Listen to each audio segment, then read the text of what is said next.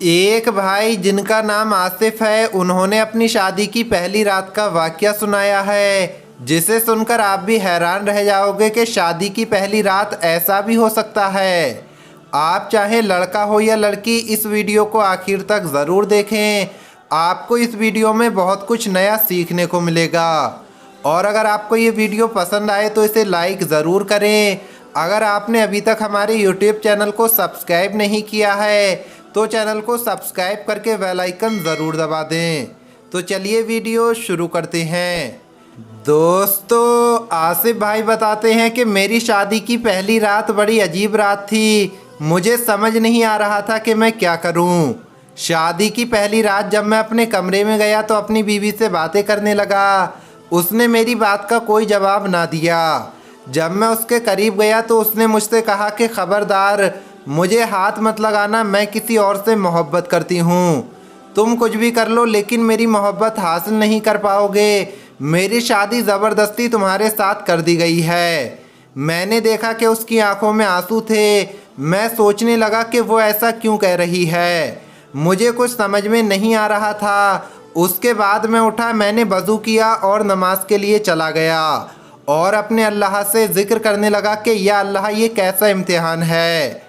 मैं बहुत ज़्यादा डर रहा था कि अगर सुबह को मेरी बीवी घर चली गई और वापस नहीं आई तो मेरी इज्जत का क्या होगा। कहीं मेरी बीवी अपने घर जाकर ये ना कह दे कि मेरा शौहर नामर्द है।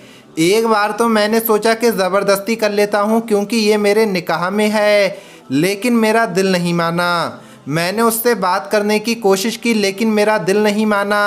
इसके बाद मैं रोते रोते सो गया। जब मैं सुबह उठा तो सोचने लगा कि जब उसे किसी और से मोहब्बत थी तो मुझसे निकाह के लिए हाँ ही नहीं करती, या फिर मुझे पहले ही बता देती। मैं उससे रिश्ता ख़त्म कर देता, कम से कम मेरी ज़िंदगी तो बर्बाद ना होती।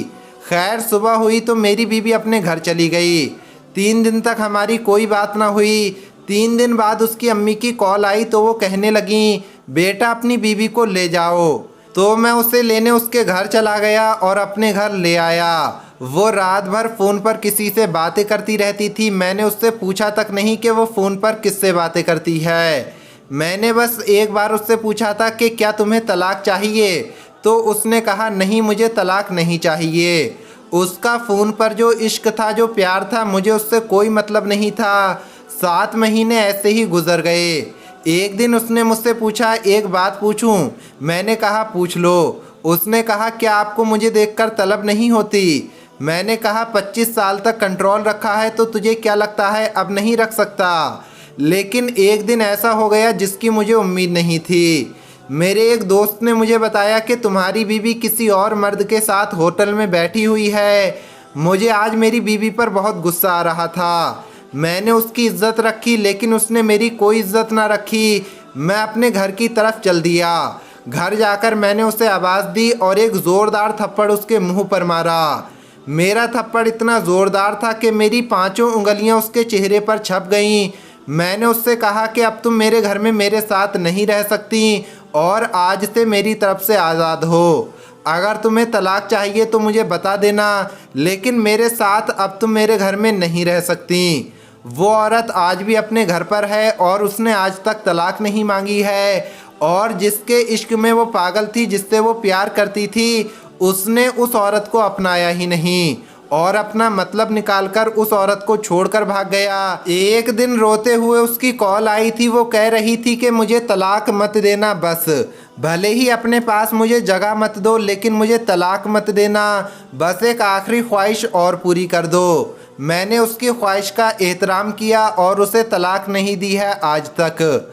उसके बाद मुझे 3 से 4 साल लगे खुद को नॉर्मल इंसान बनाने में, औरतों पर यकीन करने में कि हर औरत एक जैसी नहीं होती। उसके बाद मैंने दूसरी औरत से शादी कर ली। अब मेरे 3 बच्चे हैं। मेरी ये वाली बीवी बहुत ज़्यादा नेक निकली। पता नहीं वो 2-3 साल जो मैंने सब्र से गुजारे थे, उसकी वजह से अल्लाह ने इनाम की सूरत में ये बीवी दी है।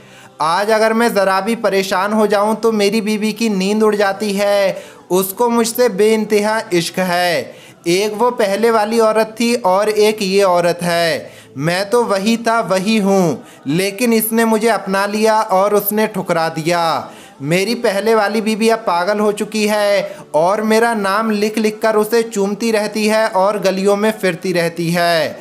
उसे अपना होश तक ना रहा, वो पागल हो चुकी है। लोग मुझसे कहते हैं कि मैं जालिम हूँ, मैंने अपनी बीवी पर जुल्म किए इसलिए वो पागल हो गई।